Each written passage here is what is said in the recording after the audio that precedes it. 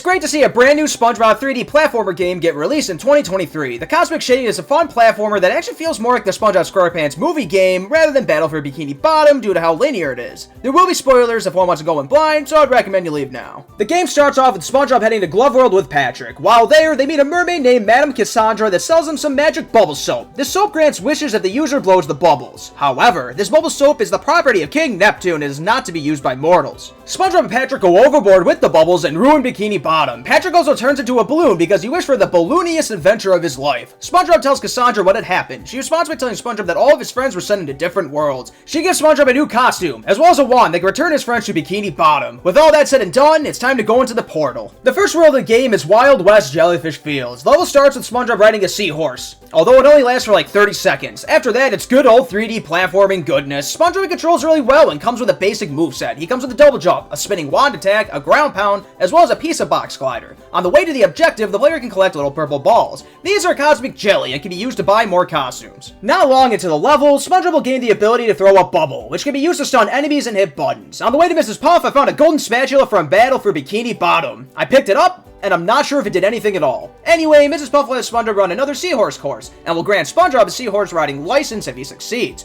Not before long, we run into Sheriff Sandy in a saloon. She tells us to hunt down Manta Fey, the red-handed bandit. After talking to a familiar-looking stranger, we have to collect cactus juice by going through a series of platforming challenges. SpongeBob eventually finds himself in an underground mine, which will have him look for a golden tooth for a gold miner. After doing a combat challenge, SpongeBob finds the tooth, and we can exit the mine. SpongeBob can finally catch the red-handed bandit. The boss fight will start off with the seahorse riding section. We have to chase the red-handed bandit who is getting away by a train. Once we catch up to the train, we have to fight some enemies and make our way to the Manta Fey, who is actually Mr. Krabs. Once we reach him, we can take him back to Bikini Bottom with that special wand from Cassandra, completing the first stage. Now is a good time to mention that there are cutscenes that break up the gameplay, and these are such good fun. The writing and voice acting are just so great. It just feels like an older episode of SpongeBob to me. Cassandra will give us a karate costume and transport us to a new world against Sandy. The theme for this level is a movie set. It has fun gags such as SpongeBob having to find his way around a rabid crowd, as well as security. The level turns into a 2D side-scrolling level at some point. We'll have SpongeBob die if he gets too close to either end of the screen. Too bad these tub enemies are annoying as hell. You have to wait for them to attack and leave themselves open 3 times. It just slows the game down having to wait for the opening. The next area will have SpongeBob learn the karate kick. This is probably the best new addition to the game series. This is basically like Sonic's homing attack, and I ain't complaining. It can also be used to knock down specific doors as well as pop balloons. I love how it has both combat and platforming uses. This level makes great use of it by having kickable balloons everywhere, and having SpongeBob parkour across buildings. This kick also gets good use in specific mini-games where they play like whack-a-mole. Maybe I'm going on about this for too long, but it's just so satisfying to let it rip. Now we have to find 5 hidden paparazzi members. I like this part because I find it fun to really comb out a level and search every nook and cranny. Yes, this game is very linear overall, but this level in particular is full of buildings and hideable spots. When a paparazzi member has been found, the player will have to mash a button that appears. The next session will have SpongeBob play a 30-second whack-a-mole game where they get a point if they hit a fish and lose a point if they hit Patrick. They have to use the karate kick. The next section will have SpongeBob saving 6 citizens that are trapped in craters. This all leads up to a slow-motion scene where SpongeBob has to kick balloons to get across some water. This all leads up to a vehicle mission where SpongeBob has to avoid upcoming traffic.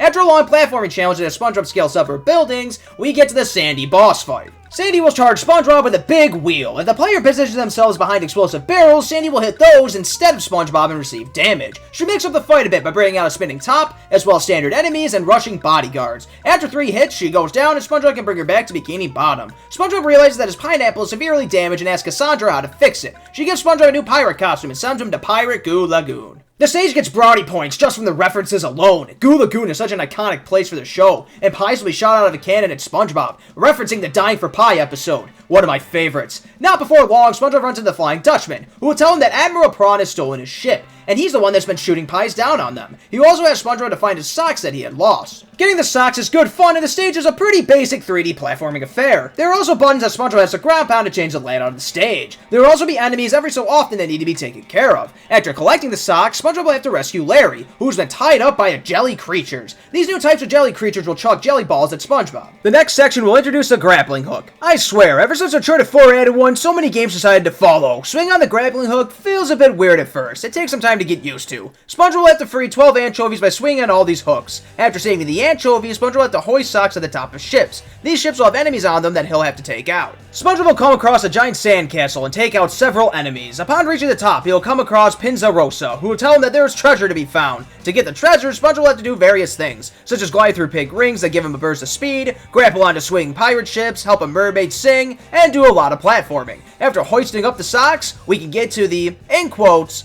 boss battle. The reason why I put it like that is because it's more like the Mr. Krabs boss fight in the original stage. SpongeBob will have to clear tons of enemies and jump from ship to ship in order to catch Admiral Prawn. Sure enough, we get to Admiral Prawn and we can take SpongeBob's pineapple back to Bikini Bottom. Before going on to the next stage, SpongeBob will have to feed the inhabitants of Bikini Bottom. SpongeBob will notice that while his house is back, Gary isn't. Cassandra will tell SpongeBob that it's time to go to Rock Bottom to find Gary. This place is filled with great SpongeBob references, such as SpongeBob missing the bus when he gets a candy bar, the inhabitants talking like how they did in the episode, the Hashtag Slasher makes an appearance, as well as Tom for the Chocolate with Nuts episode. As far as the gameplay goes, it's pretty fun. The devs put in some stealth mechanics by having these enemies with night vision. They will shoot SpongeBob on sight, and he can only defeat them by using a scare attack from behind. Gary's slime trail brings SpongeBob to his snail race, but he can only enter it if he has 5 candy bars. In order to get the candy bars, SpongeBob will have to go trick-or-treating to get them. Now we get to the snail race. It literally just consists of the player mashing A to get up slopes, as well as dodging a couple of things. I get that it's a kid's game and all, but SpongeBob moves like molasses. I get that he's a snail, but it's still boring. This brings us to the theater, but in order to get to the museum, we have to turn the lights on. This can be done by following the wires, which will have us running all over the place. With the lights on, we can now move these pieces to create a shadow of the hash-slinging slasher. What a great reference. Getting up to the museum is pretty fun. There are trampolines to jump on, hooks to swing from, and a giant sliding part. Like in Battle for Bikini Bottom, SpongeBob uses his tongue. Eventually, we reach the museum, which contains the boss fight. Gary is the boss, and he grew ginormous from eating way too much candy. Gary will try to look for SpongeBob in the dark. If SpongeBob comes into Gary's sight, he will shoot a laser at him, which will freeze him. I guess this is why the devs threw in the stealth sections earlier. To hurt Gary, SpongeBob must limit his candy supply by destroying the candy machines. This can be done by using the cover that is all over the stage. Some of these covers can move,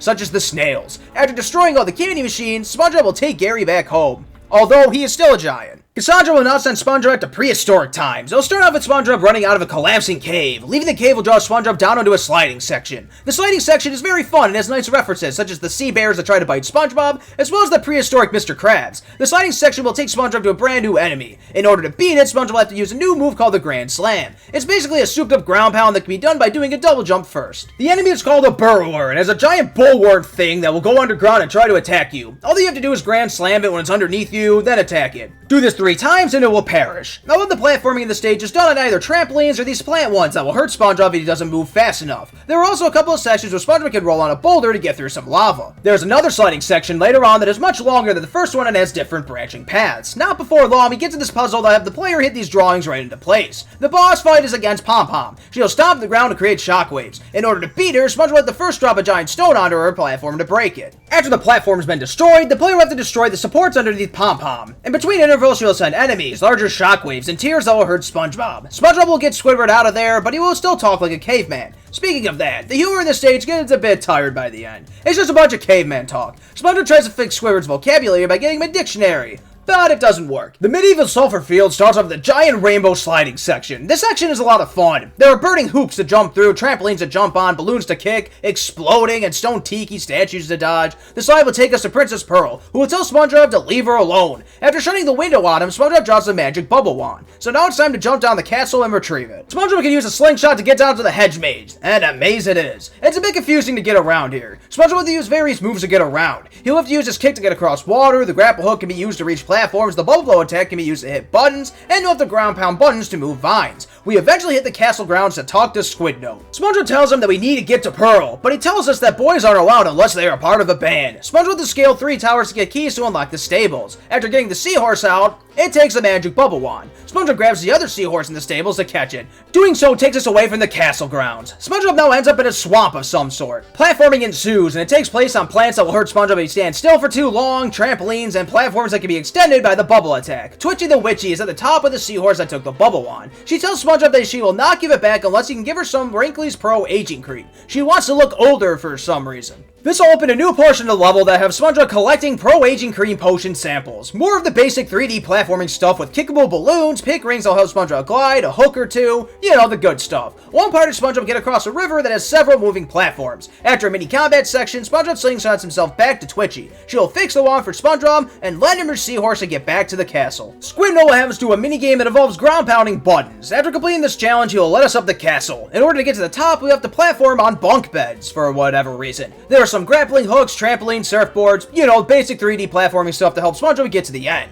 At the top of this section is the, in quotes again, boss fight. SpongeBob will have to serve 10 cakes to fish around the dining room. For some reason, Twitchy the Witchy storms the castle and tries to attack us with her spells. She will also send enemies our way. That old bitch! This is the thanks we get for getting her pro-aging cream. After giving everyone some cake, we can rescue Pearl. Cassandra tells SpongeBob that he can go to Glove World, but he'll need the breath of a pufferfish first. SpongeBob will have to save Mrs. Puff, who is about to float away. She blows into SpongeBob's glove hat, which will have him float away to Glove World. SpongeBob will somehow lose Patrick on his way to Glove World. I'll say this up front, this is probably the best world in the game. The tokens are given out for completing various rides at the beginning of the level. The first one can be collected by completing this whack-a-mole-like challenge. SpongeBob must kick the glove balloons while avoiding the Patrick ones. The next token will have SpongeBob go on the slowest roller coaster ever. To get the token, the player will have to get all the hearts. The player can make SpongeBob jump to collect the higher ones. The last token at the beginning area will have SpongeBob hit 3 gongs in the right order. The level will take us through the Tunnel of Glove. SpongeBob will have to jump across moving boats. The next part will give us the Reef Blower. This will allow SpongeBob to suck up enemies and objects and then shoot them back out. The new enemy here is named the Squid Jelly and will need to be defeated by using the Reef Blower on it. It's time to get up to the Ferris wheel and fight Glovey Glove. He wants to fight SpongeBob because ever since he sent Bikini Bottom into chaos, Glovey has lost all of his fans. This fight revolves around the Reef Blower. Glovey will send enemies SpongeBob's way, which he can suck up, use a trampoline to get to Glovey's height, then blast at him. After each hit, he will move locations and send new objects SpongeBob's way. It's an easy boss fight, but it was a lot of fun using the Reef Blower. When SpongeBob gets back to Bikini Bottom, a police officer forces him to pick up all the trash. SpongeBob will give the jelly to Cassandra, which will anger King Neptune. Cassandra will use the jelly to trap King Neptune and turn Squidward into a giant jelly creature. The boss fight isn't much harder than Glovey, to be honest. SpongeBob has to dodge shockwaves sent by Squidward, suck up enemies with the Reef Blower, and hit Cassandra with it. Rinse and repeat 3 times, and she goes down. The ending to the game is pretty funny, though. King Neptune will reward SpongeBob for defeating Cassandra and saving Bikini Bottom. He gives SpongeBob a bubble that will grant him 1 wish. Patrick, now in normal form, wishes that he could do it all over again. I thought this was a funny way to make sure that the player can revisit every level and boss fight for a nice 100% completion. The game took me roughly 7 hours to beat, with an additional 7 hours or so to get everything. I think the biggest compliment that I could give this game is just how nice it is to control SpongeBob. His moveset is simple but effective. I love how the player can use the bubble wand after each jump to get more horizontal movement. The pizza box glider is also a great addition to make those iffy jumps, as well as perfect SpongeBob's placement on smaller platforms. The kick makes both combat and platforming better, as in more fun, and some of those balloon kicks are in great locations. The grapple hook, as well as the pink circles that give SpongeBob extra air, they also help diversify the level design a bit. In general, getting to places with SpongeBob,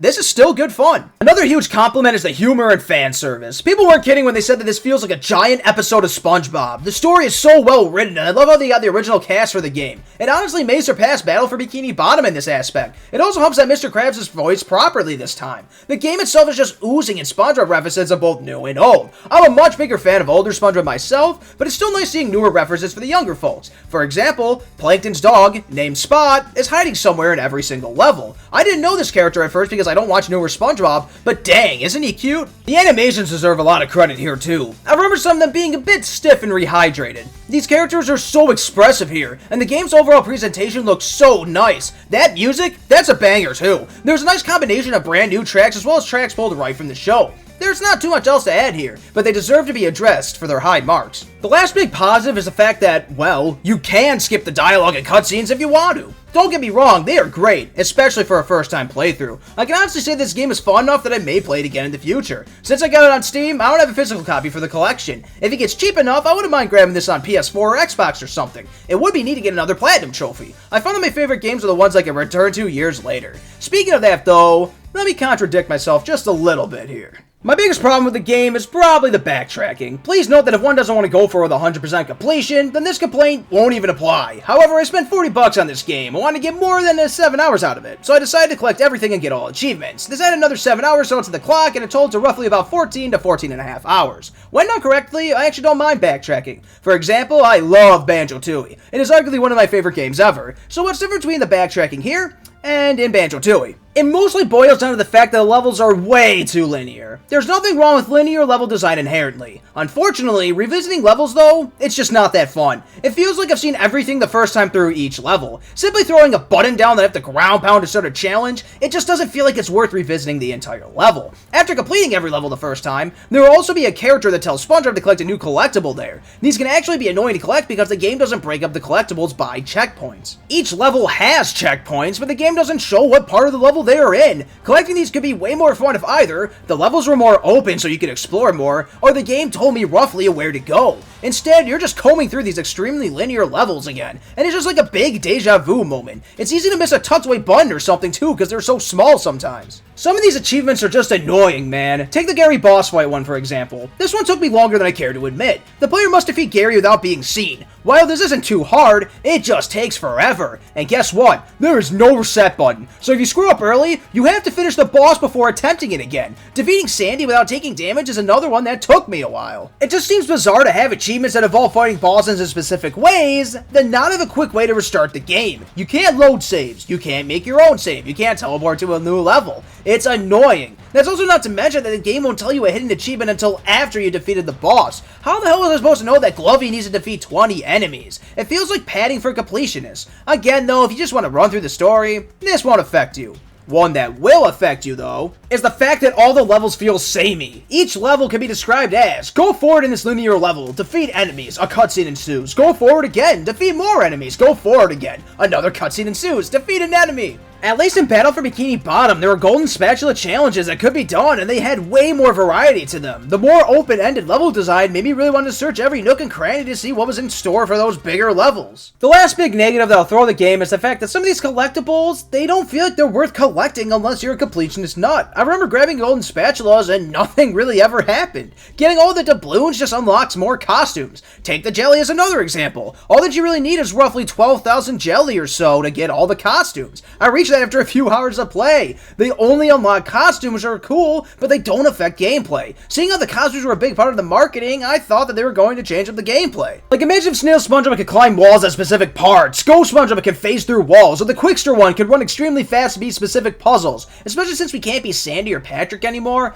it would be nice if these changed up the gameplay a bit. At least the shiny objects in Battle for Bikini Bottom unlock portions of the stage, extra golden spatulas with Mr. Krabs, and the expensive as shit movie theater. It made me want to collect them throughout the entire duration of the game. Golden spatulas opened other levels in the game, and some things like Patrick's socks got the player more spatulas. That is, more or less, SpongeBob SquarePants The Cosmic Shake. This definitely will appeal to youngsters or even older folks that are a fan of SpongeBob. I overall enjoy my time with it, bathing in that SpongeBob nostalgia. I'm personally a fan of more open-ended levels, but I still think this is a fun time. A strong 5 out of 7 from me. If the collectibles did more, or if completing the levels were a bit more fun, I could argue for a higher score. As it stands now though, I think that it's a pretty good game. A worthy successor to Battle for Bikini Bottom though?